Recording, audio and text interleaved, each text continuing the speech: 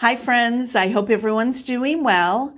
My leftover scraps container is getting full, so it's time to use these scraps in small collages.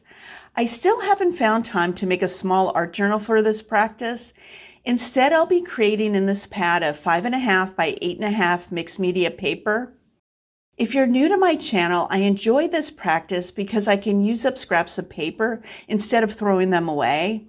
I can create small collages when I have limited time, and it helps me to work outside my usual style. I'll link the playlist in the description area if you're interested in watching the other videos in this series. So let's get started.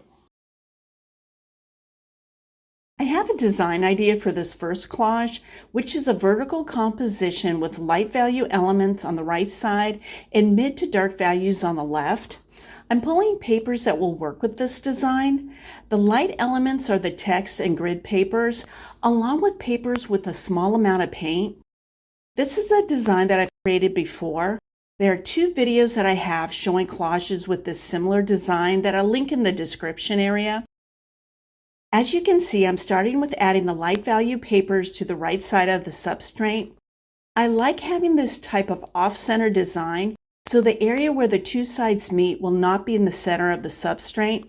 I think it's more pleasing to look at. I want to mention that I'm using a glue stick as an adhesive. This step is being done off camera to save time. Also, I'm using a tool to smooth the glued ephemera. I recommend this type of tool to smooth out any wrinkles, along with making sure the glued ephemera is secured to the substrate. At this point, this part of the collaging section will be removed from the video to save time as well, since I do this step each time I place glue ephemera on the substrate.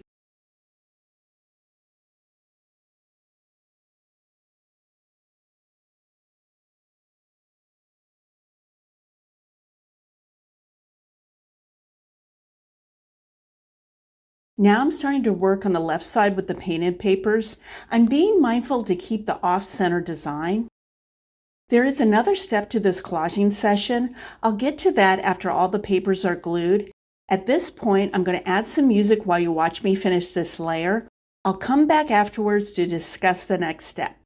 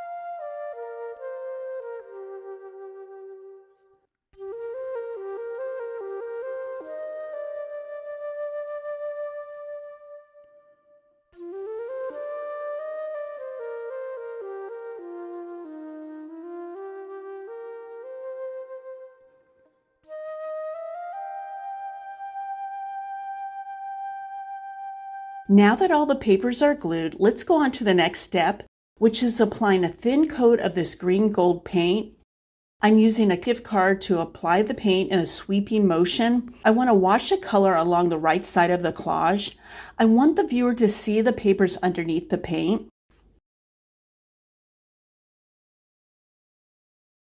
Here's the finished collage. I think the wash of color adds an interesting layer detail. The uneven edge of the paint adds texture to that area of the collage. I'm happy with the way it turned out. Let's go on to the next collage. I really like the wash of color on the previous collage, so I'm going to add a paint element on the rest of the collages in this video. For this collage, I'm pulling more vibrant colored papers. I'm still being mindful of having light, mid, and dark values represented. Also, I'm pulling a lot more papers than needed. Besides the fact that I like having options, I want to make sure I have enough papers to cover the substrate. Typically, I use an art journal that's around 5 inches or less.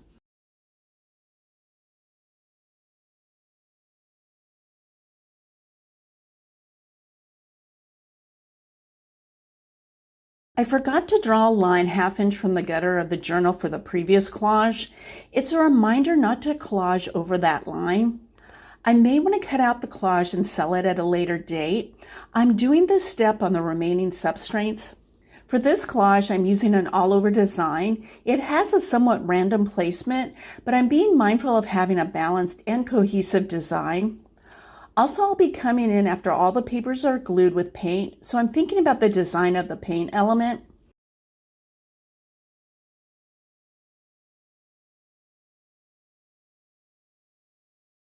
As I watch back this section of the video, this design reminds me of a crazy quilt. If you're familiar with quilting, you'll get the reference. I'll look for a photo to insert if you're not familiar with this quilt style.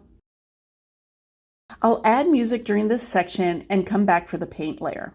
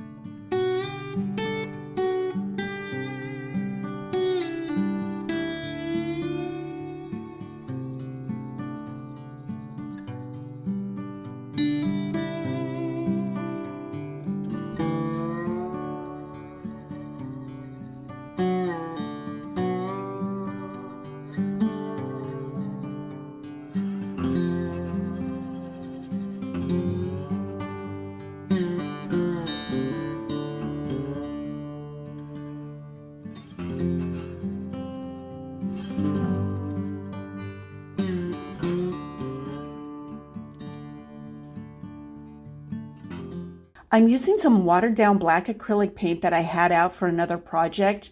My initial plan was to paint a layer over the whole surface, then come back in and scratch off some of the paint, so you'll see some of the paper layer underneath. I'm testing this area first to see if it will work before painting the whole surface. I wasn't getting enough of the collage underneath showing.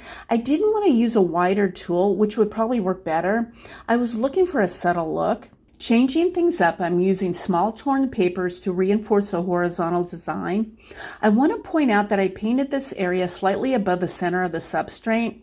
This was done in case I didn't paint the whole surface, which I didn't, and the painted area would be off center.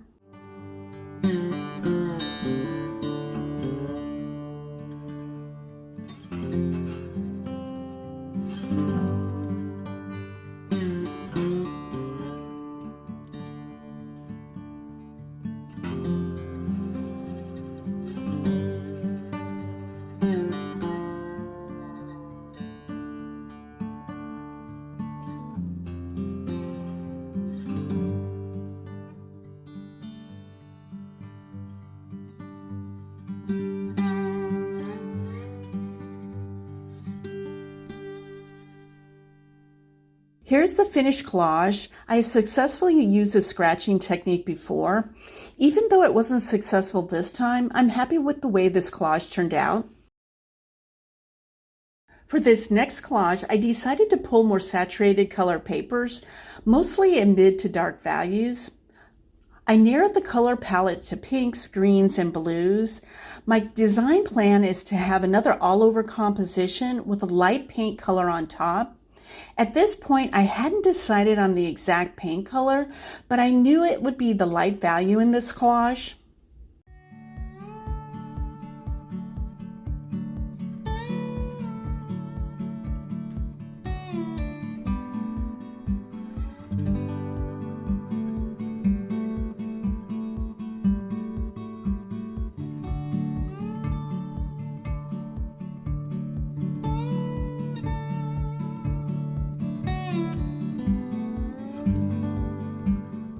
With a limited color palette and mostly mid to dark values, I'm being mindful of having different sizes and shapes for the elements. I want this layer to be interesting to look at for the viewer. I'll add music at this point and come back during the painting section.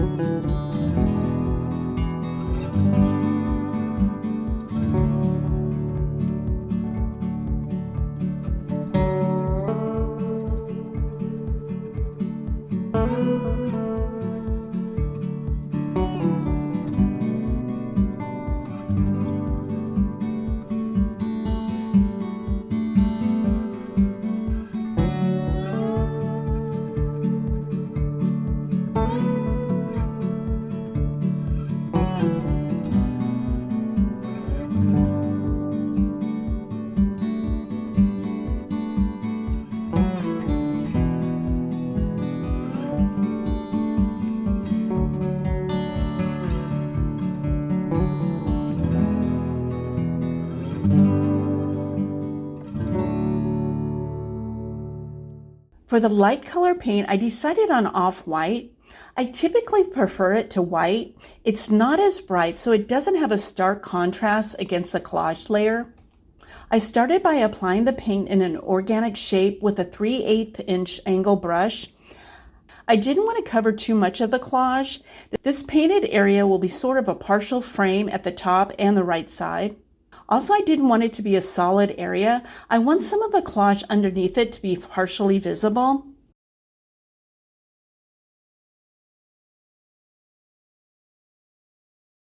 I decided to switch brushes because it was taking too long to paint and I wasn't getting a smooth finish. This is a 3/4 inch flat brush.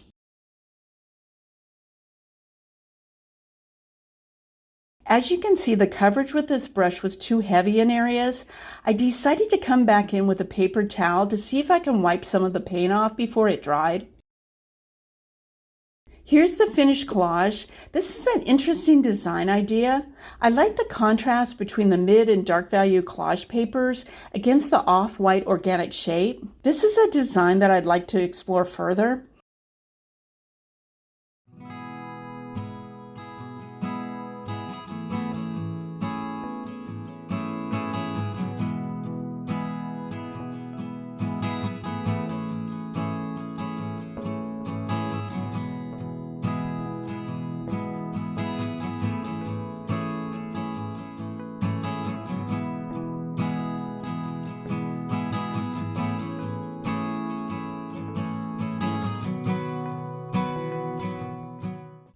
Once again, I pulled bright, saturated color papers in mid to dark values.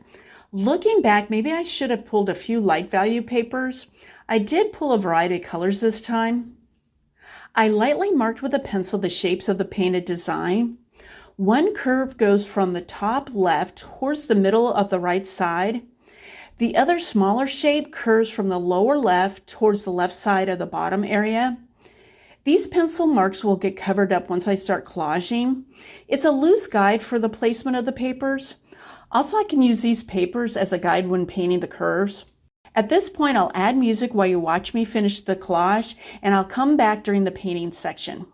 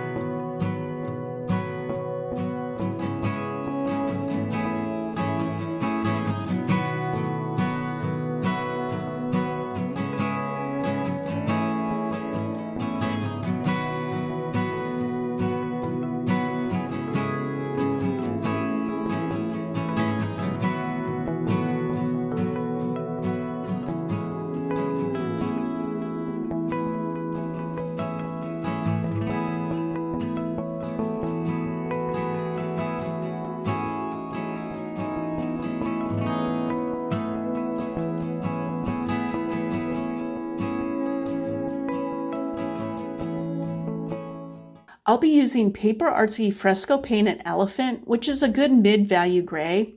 It's an opaque paint, so this time I want the shapes to be solid, meaning none of the collage papers underneath the paint will show. I'm following the curve in both areas, then coming back in to slightly thicken each curve to give more definition.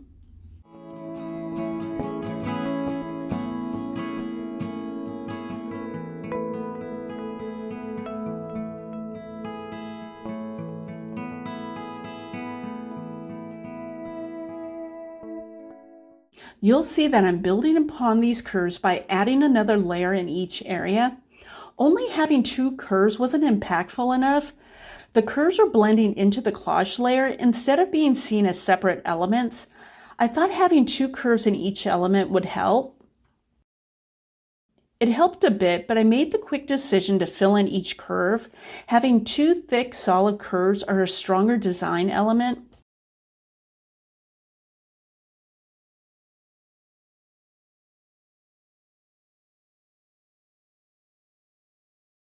This is the finished collage with two strong solid gray curves. I'm glad I made the decision to fill in the thinner curves. I like how the collage looks now.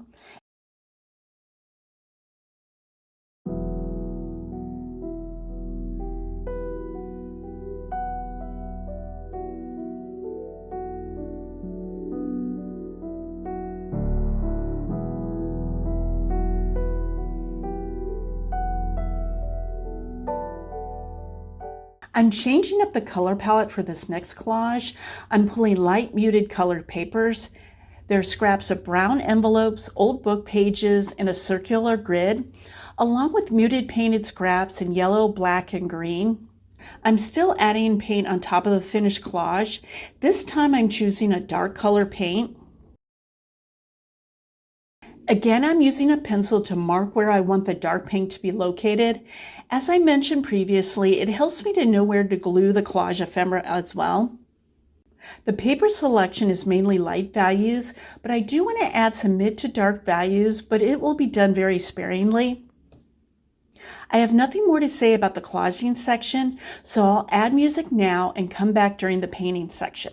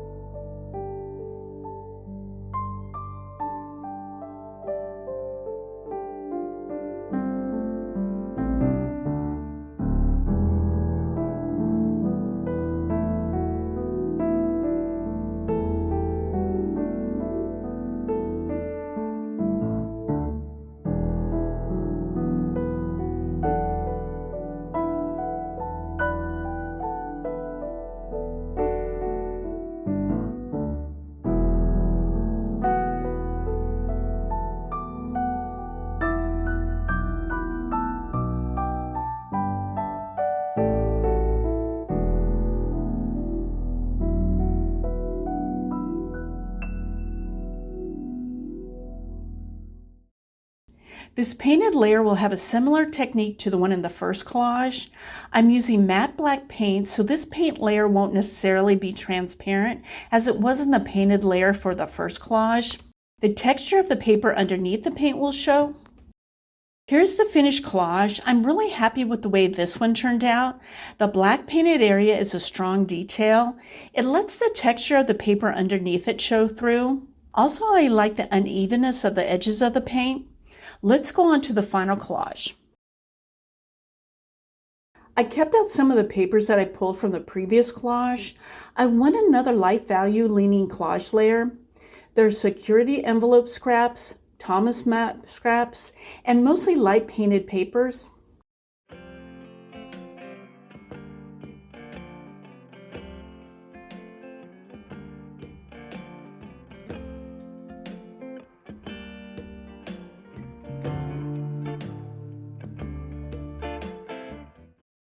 I'm drawing a very loose curve shape, not like the ones in the fourth collage, more of a meandering shape like a flowing river. Again, this shape is a loose guideline for the placement of the papers, as well as the placement of the painted shape.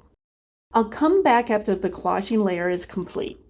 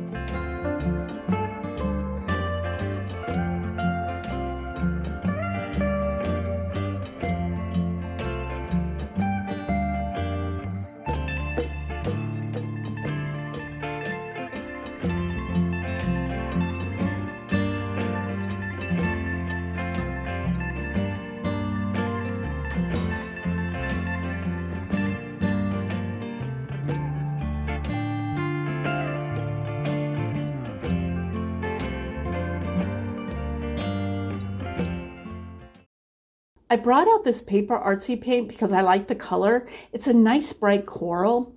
It says semi-opaque on the bottle, but you'll see that it's very transparent, more so than I wanted for this collage. I gave it a couple tries to see if I could build up opacity. Then I switched to this Blick's matte acrylic paint in Red Deep. This brand of paint can be built up to full opacity, but for this collage, I wanted to have a semi-opaque look. I went over it a few times to refine the shape and to even out the paint layer. I wanted the underneath collage papers to show through a bit and get some texture showing.